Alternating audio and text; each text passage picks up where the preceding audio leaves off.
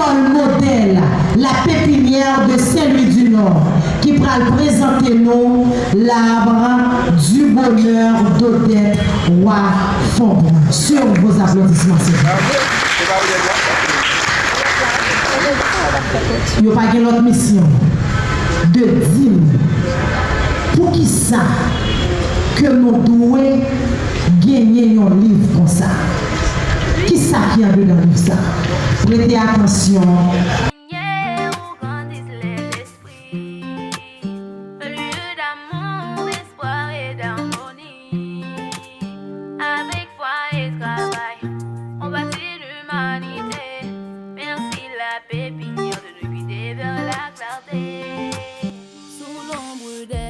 La lecture de beaux livres est un dialogue où le livre parle et l'âme répond, dit André Mauroy. Sur ce, chers écoliers, mesdames, messieurs les professeurs, mesdames, messieurs les directeurs d'école, mesdames, messieurs les membres d'ERA, monsieur l'invité d'honneur, le professeur et poète Pierre-Josué Agenor Cadet, nord-louisier comme nous. Mesdames, messieurs, bonjour. Comme c'est constaté, nous sommes toutes les élèves de la même école. En l'occurrence, l'école modèle La Pépinière de Saint-Louis-du-Nord.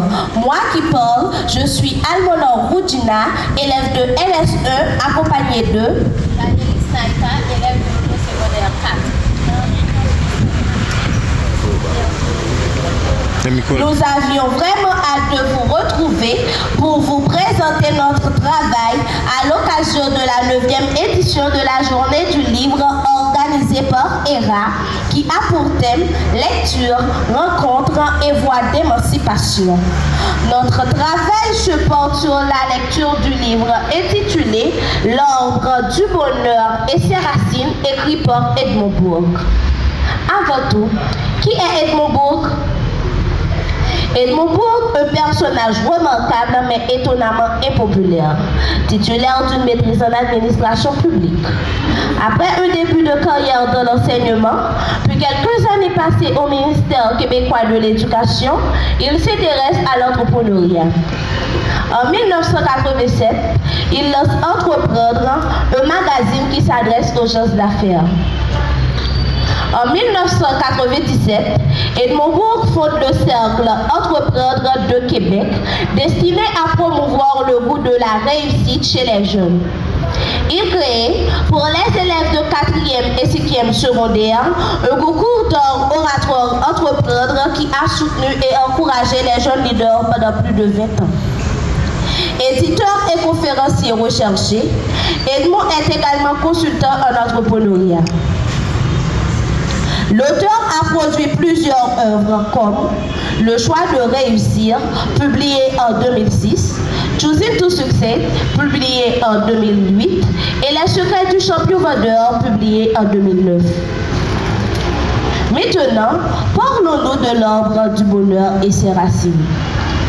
Ce livre est composé de 126 pages et 3 parties, pour ne pas citer la conclusion, la lexique et l'annexe. Chaque partie contient 3 chapitres, à l'exception de la 3e partie qui comprend 7 chapitres. La première partie parle de la connaissance de soi, la 2e partie parle de la confiance en soi, et la 3e partie, apparemment différente des autres, parle des pratiques du bonheur. En rédigeant ce petit manuel du bonheur, Edmond a embrassé la mission citoyenne qu'il s'est donnée, soit celle de partager sa conception du bonheur et les éléments clés qui la sous-tendent de manière simple et accessible, avec la génération de jeunes qui se préparent à façonner la société de demain. Edmond a voulu leur faciliter la vie, leur éviter certains écueils et partager généreusement avec eux les trucs et leçons tirés de son expérience et de celles de personnes qui l'entourent ou qui ont marqué son parcours. Edmond nous rappelle l'importance de bien nous connaître et de vivre selon nos valeurs pour être heureux. Il en profite pour nous aider à démystifier le bonheur, à comprendre ce qu'il est et les mirages qui l'accompagnent parfois. Puis doucement, Il explore 3 éléments qui permettent de développer sa confiance en soi. Savoir oser, sortir de sa zone de confort pour toucher le bonheur et savoir établir des relations de qualité pour toujours être bien entouré. À travers l'arbre du bonheur et ses racines, Edmond nous invite à construire le nôtre. Mais pour y parvenir, y a-t-il un chemin sûr à parcourir? Qui d'entre nous ne voudrait pas vivre sous le ciel en tissant de bonheur? Quand est-ce qu'on peut parler de bonheur? Le bonheur est-il personnel ou collectif? Le bonheur est-il accessible à tous ou à un groupe de personnes bien spécifiques? Mesdames, Messieurs, cher public, pour répondre à toutes ces questions, il nous faut plonger dans la lecture minutieuse de son œuvre énigmatique, L'arbre du bonheur et ses racines. En ce sens, je cède la place aux 2 autres membres du panel.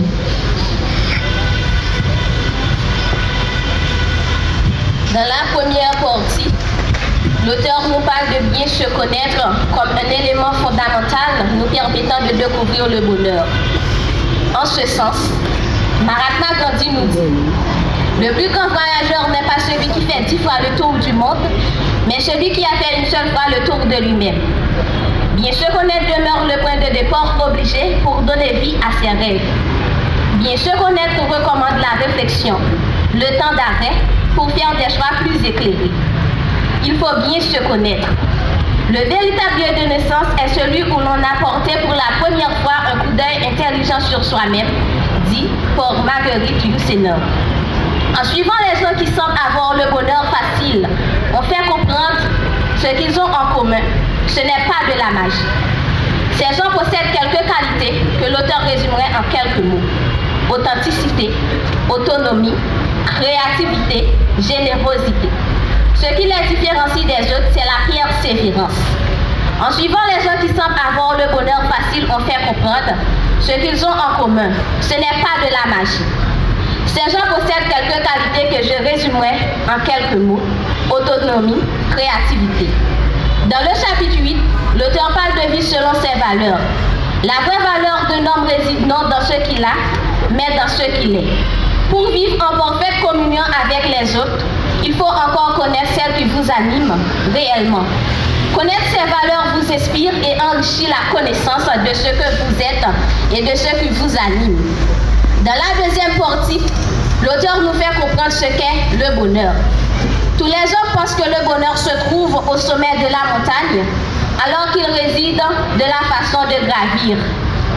Ce que nous appelons bonheur varie selon notre personnalité, notre âge, notre histoire personnelle. Le bonheur se cultive comme un musicien cultive son art et comme un athlète améliore sa performance. Voici quelques philosophes qui ont su comprendre et vulgariser la conception du bonheur: Aristote, Simone de Beauvoir, Bouddha, Épicure, Sénèque, Hannah Arendt, Pythagore, Marguerite Yourcenar. L'acteur Bell Milton écrit ceci: si les opportunités ne frappent pas à la porte, construisez une nouvelle porte. Voilà pourquoi les entrepreneurs nous disent que pour être heureux, il faut d'abord œuvrer dans une branche qu'on aime. Ensuite, il faut s'entourer des gens qui partagent la même connexion que nous. Dans la deuxième partie, l'auteur parle de la confiance en soi. La confiance en soi est une chose tout à fait naturelle en la personne qui croit en elle-même. La confiance en soi s'apprend comme le piano ou la guitare et se développe comme les muscles d'un athlète. Pour développer la confiance en soi, on a besoin de 3 ingrédients principaux. Avoir osé, établir ou créer des relations de qualité avec les autres, rester fidèle à soi-même. Si l'audace d'être soi suppose pour le développement du courage, du travail, des efforts, l'acquisition et la maîtrise, on a besoin de 7 éléments. Voici ces éléments: s'exprimer clairement, croire en ses capacités, poser des questions, toujours garder en tête qu'il est possible de nous répondre à tout ce que nous posons comme question, être franc avec soi-même, ne pas blâmer les autres en cas de difficulté, savoir se récompenser quand l'objectif est atteint. Le bonheur est une question d'attitude devant la vie. Pour trouver le bonheur, Edmond Burke nous parle de ce fameux « rester fidèle à soi, pour lui ». Rester fidèle à soi, c'est donc tirer le meilleur parti de notre potentiel. Ces voleurs pensaient que se différencient de leurs génies.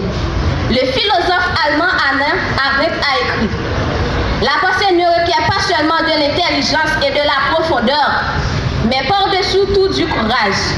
Le bonheur, c'est quelque chose d'intime, une affaire personnelle. Le bonheur est donc une question de perception, comme nous rappelle le romancier Garcia Gabriel. Donner une valeur aux choses pas en fonction de ce qu'elles représentent, mais pour ce qu'elles signifient. Maintenant, je cède la place à Oriane Gachri-Sama pour la présentation de la troisième partie du livre et la conclusion du travail.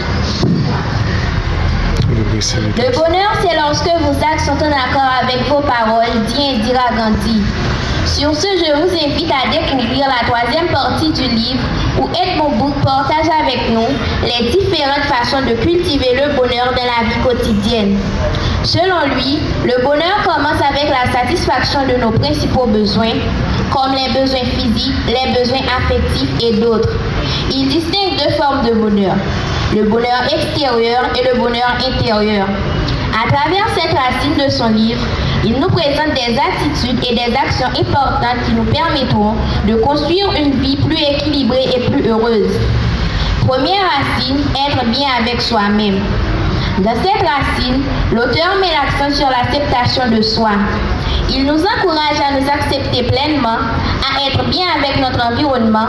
Il a même précisé qu'au moment même où il était en train d'écrire ces lignes, qu'il était heureux.